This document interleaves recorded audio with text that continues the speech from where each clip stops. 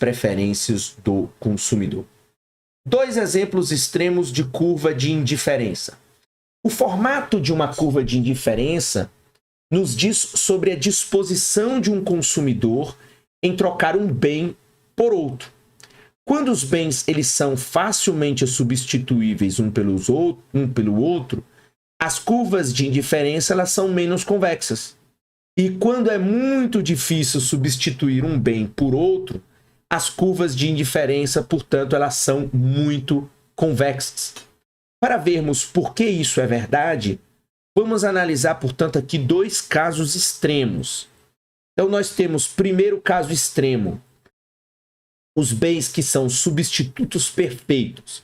Então, veja, suponha que alguém ofereça a você 2 pacotes, cada um com diferentes combinações de moedas de 5 e 10 centavos.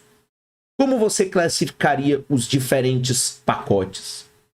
Muito provavelmente, você só se preocuparia com o valor monetário total de cada pacote. Nesse caso, você sempre estaria disposto a trocar uma moeda de 10 centavos por 2 de 5, ou qualquer que fosse o número de moedas de 10 centavos e 5 centavos contidas no pacote. Então, uma moeda de 10 centavos substitui perfeitamente 2 moedas de 5 centavos. Então, sua taxa marginal de substituição entre moedas de 5 e 10 centavos seria, portanto, um número fixo de 2.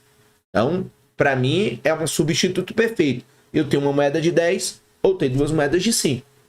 Podemos representar suas preferências entre moedas de 5 e 10 centavos com as curvas de indiferença do painel A da figura 5. Como a taxa marginal de substituição é constante, as curvas de indiferença, neste caso, são linhas retas.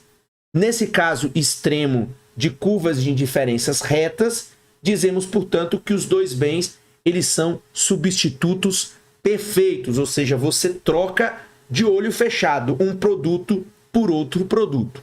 E aí, este é o primeiro caso extremo. Então, vamos aqui à figura 5 rapidinho. Daqui a pouco a gente volta lá. Então, primeira situação é o caso dos substitutos perfeitos. Então, você troca de maneira perfeita. Portanto, aqui, na verdade, a curva de indiferença é uma reta. Então, não tem convexidade. Por quê?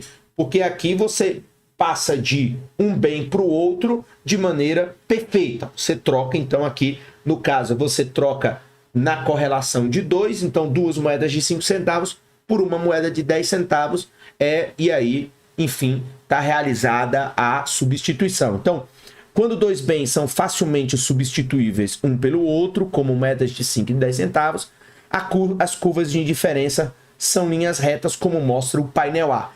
E claro, ainda que o Menkyu tenha colocado aqui um exemplo não muito usual, que é o caso de moedas de, enfim, moedas, né, ou dinheiro, mas quando a gente pega determinados bens, a gente sabe que tem uma substituição. Por exemplo, o Menkyu estava usando o exemplo da Pepsi, mas se a gente colocasse aqui Pepsi e Coca-Cola, 2 refrigerantes famosos de cola, que, enfim, possuem propriedades muito similares, ou muito perto disso, podemos dizer que o consumidor, sim, quando um determinado produto está mais caro do que o outro, ele substitui perfeitamente. Ele deixa de tomar Coca para tomar Pepsi. Quando a Pepsi está mais barata, ele vai escolher aquilo que tiver mais barato em algumas ocasiões. E aí você tem uma infinidade de exemplos na economia que vão mostrar entre dois bens que você substitui de maneira perfeita, porque eles têm o mesmo propósito. Agora, por exemplo, preço da gasolina aumenta,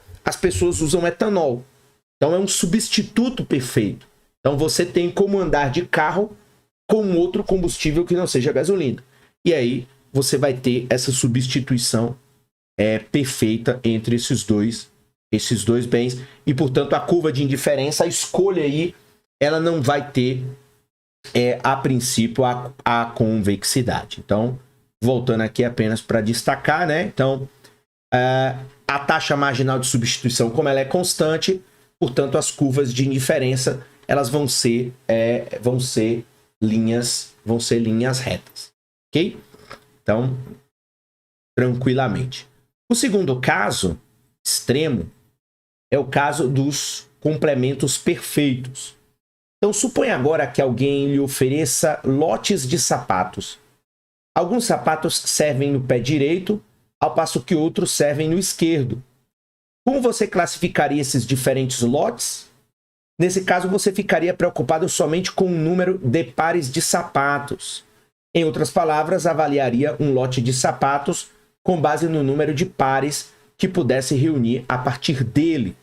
Um lote com 5 pés esquerdos e 7 pés direitos renderia apenas 5 pares. Obter mais um pé direito não tem nenhum valor se não houver um pé esquerdo para fazer um par. Portanto, pé direito e pé esquerdo são dois bens diferentes, mas esses bens eles se completam. Então não adianta ter um pé direito e não ter o pé esquerdo. Então, os dois bens, pé esquerdo e pé direito, né, sapato do pé direito e sapato do pé esquerdo, eles precisam ser consumidos complementarmente, né? Ou seja, você tem que ter o complemento dos dois. Não dá para você usar um sem usar o outro. Então, isso são chamados bens complementares.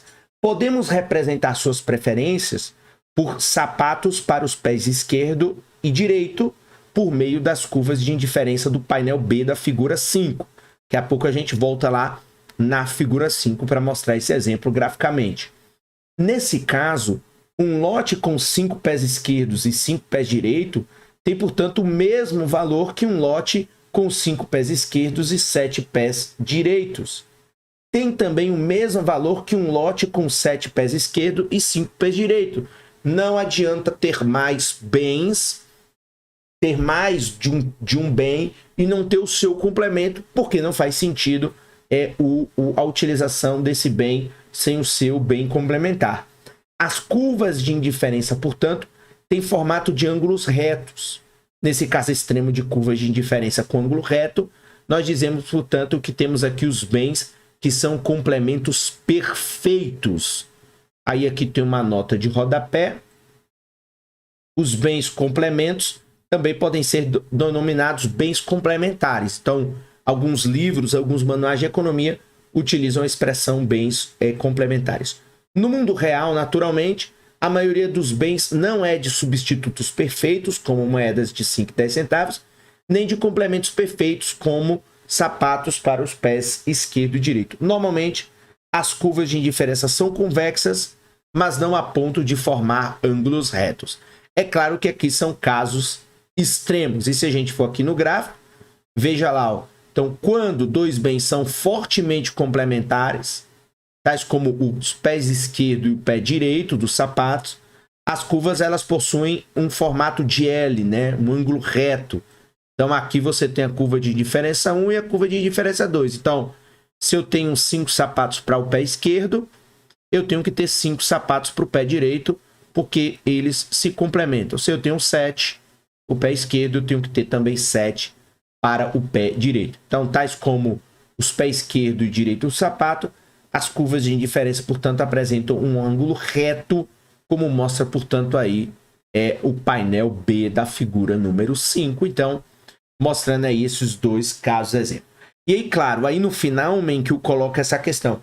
Veja, você não tem na realidade a expressão substitutos perfeitos e bens complementares perfeitos. Mas você tem sim bens substitutos, né, ainda que com um pouco de característica diferente, mas bens que se complementam, bens que você troca um pelo outro. Então, se a margarina tá caro, eu como manteiga. Se a manteiga tá cara, eu como margarina. São dois produtos diferentes, mas eles são substitutos na prática. E assim como na realidade, você também tem bens que são complementares. Então, por exemplo, o carro, você precisa ter combustível, gasolina. Então, para comprar gasolina, eu preciso ter carro, eu preciso ter moto. E para ter moto e ter carro, eu preciso comprar gasolina. Então, são bens que se complementam. É claro que na prática, a expressão perfeito, assim como a gente viu lá, né? O caso dos mercados de concorrência perfeita, são casos teóricos que nos ajudam a compreender a realidade. Mas na realidade, tanto os bens substitutos como os bens complementares, eles existem e existe aí uma infinidade de exemplos que podem nos mostrar como nós, consumidores, tomamos decisões muitas vezes baseados no preço ou na nossa renda para consumir um produto ou outro, assim como quando a gente compra um determinado produto, a gente sabe que em algumas situações a gente precisa também adquirir o produto complementar. Enfim, você tem aí na realidade sim, no mundo real, esses casos, claro que não perfeitos como aqui, mas você tem sim essas duas situações no nosso cotidiano, tanto em momentos em que substituímos, por exemplo, quando a gente vive um momento de inflação, essa lógica dos bens substitutos, ela passa a vigorar, porque nós vamos em busca de opções de bens mais baratos, e os bens complementares, eles naturalmente revelam que o consumo de alguns bens, você precisa ter uma série de outros bens paralelos que precisam ser comprados, consumidos, para que faça sentido o consumo do primeiro bem que a gente escolhe como importante. Na próxima sessão, então, agora nós temos o quê?